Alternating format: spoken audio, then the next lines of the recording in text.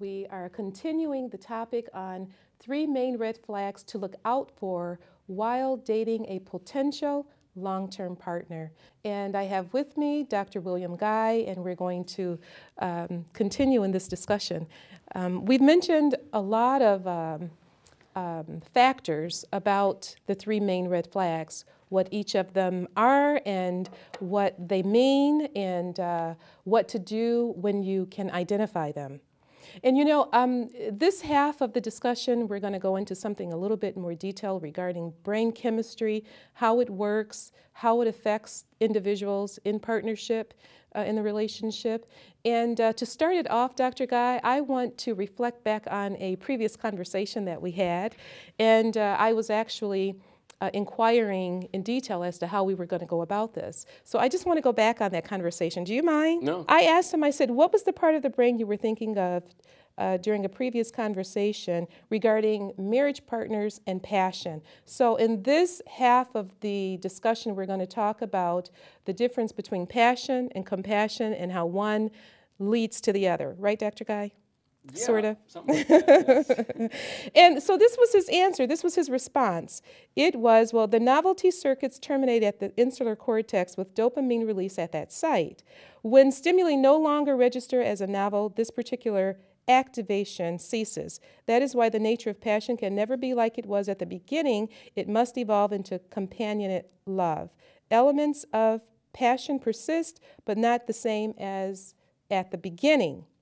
And so I pursued in asking further details about this. Dr. Guy said that he would add that all relationships have cycled through all stages, but they are characterized by consummate love, and this comprises intimacy and commitment and also some passion. But the passion shown in the later relationship is not identical to the infatuation passion, which we're also going to talk about that was noted in the early days. They are chemically a little different. And so this was my response to you, Dr. Guy, was that I understand brain chemistry of human love involving the limbic system, nucleus accumbens, dopamine triggering opiates, and brain chemistry activates differently according to experience. Idiosyncratic differences from one person to the next. We all, for example, have slightly different concentrations of hemoglobin in our blood. However, hemoglobin does the same thing in every person.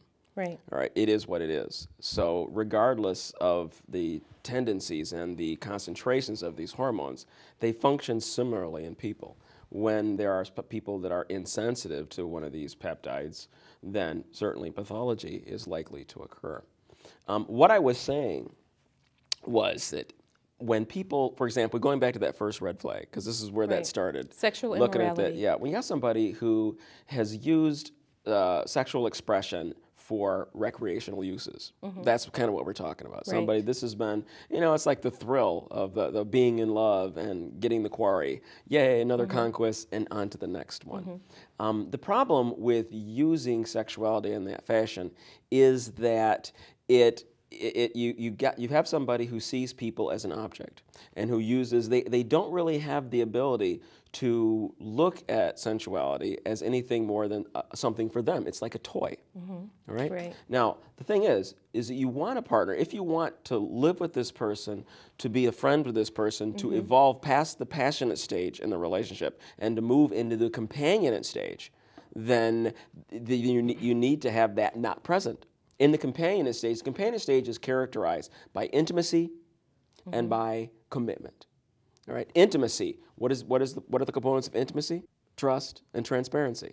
If you keep coming home with gonorrhea from outside sources, that kind of erodes that. Okay. Right. All right. Trust and transparency are very important parts of intimacy. If I have things that I need to keep secret from you, then that impairs transparency, and therefore intimacy stops at that point. Do you want somebody that you can't have relative transparency with?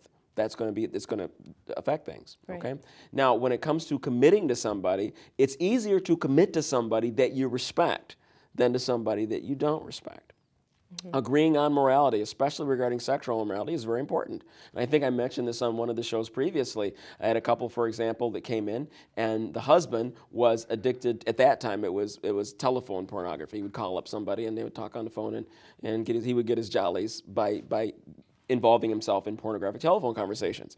His wife, who knew about it, was very upset about it. She considered it on the level of adultery, and she was at her wit's end. And he insisted, I'm not giving this up. This is who I am. It's what I like to do. Woman, you should just be grateful that I'm not actually stepping out on you. Wow. Okay?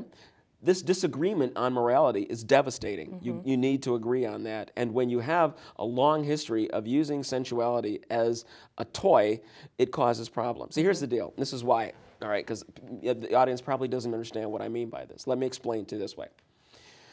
Right. When you become addicted to the passionate stage of a relationship, passion is wonderful. I mean, passion gets you in the door. It's like, it's a trick to get you married sometimes. Okay, passion is what really makes that person and that wonderful. precedes infatuation. Oh, it's part of infatuation. Okay, because in the infatuation stage, it's like pure passion. Now, what's going on when we're infatuated with that special someone? Well, number one, we like the way they look. They look really good to us, okay? They are, to acquire them is to acquire a prize. They have the look, okay? It's going to be ours. And so it's like going shopping and getting something that you didn't have before. So the acquisition. So we have receptors for that. I'm not going to name everything because it's a very complicated circuit, but acquisition results in dopamine release at the nucleus accumbens and gives me pleasure. So that's present. The other thing is mystique. I'm not talking about the character on, I'm talking about, by mystique is like, you don't know everything about this person, but what you do know, you like. And all the things you don't know, we project all of the best things. We project, we don't know if they're kind. We assume they're the most kind. We don't know that they're smart. We presume they have an IQ of at least 120 or 130, okay? We don't know if they're very charitable. We imagine them to be giving and loving and so forth. We don't know that about them exactly. But they're on their best behavior. They like us, and so we believe the vision. And so the mystique makes people look way better than they really do.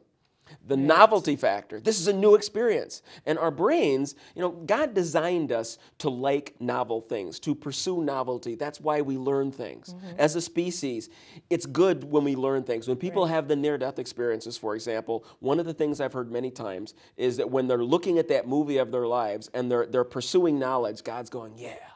They sense his pleasure when they do that. We're built that way. We're built for novel experiences. And so when you're with that new person, that's a novel experience as well. And so we've got mystique, we've got novelty, we've got acquisition, and then you got the plain old ordinary libido, which is part of passion as well. And if you're trying to be a good Christian here and there's things you're not supposed to be doing, but if you're doing them anyway or you're thinking about doing them, there's a taboo factor. And so now there's kind of an adventure going on here. On some level, norepinephrine becomes a part of it. The adrenaline is going. So you got adrenaline, you got mystique, you got libido, you got novelty, and they're all going. That's part of the original experience. That's part of the early romantic love. It's part of the passionate stage of the relationship. Now the thing is, that will end. Okay, mystique ends. The more you get to know them, the less mystique you have. Okay? Novelty ends. Novelty receptors will only be stimulated maximum about 4 years. Oh boy. Okay, about 4 years, and then novelty goes. And that is determined by That what? is determined. That is determined. If you take a look at, there are a number of studies, both in taking a look at marriages and relationships. Novelty tends to wear off. You see the divorce rate spikes at around 4 years. Okay, because that novelty goes. Now, what happens? And the taboo goes the minute you say "I do." It's no longer now. You're supposed to do this. But the passion doesn't. The passion's still there. Okay, but now the passionate stage does end, but the passion as a part of libido does not. It should not. It doesn't automatically leave. In fact, if you go to the next stage, you will be rewarded with more of that passion. But it is of a different nature. You will not have novelty. You will not have acquisition. You will not have the taboo part of it. And if you are addicted to those, if you are addicted to that experience, you will go into withdrawal when you get married. That is why. That is why when you have somebody addicted to the pornographic lifestyle, that is why they don't make the transition from passionate to companionate love because they go into withdrawal. They go, oh my gosh, I don't love you anymore. And they don't know why. They just know it doesn't feel the same. This is not what I signed up for.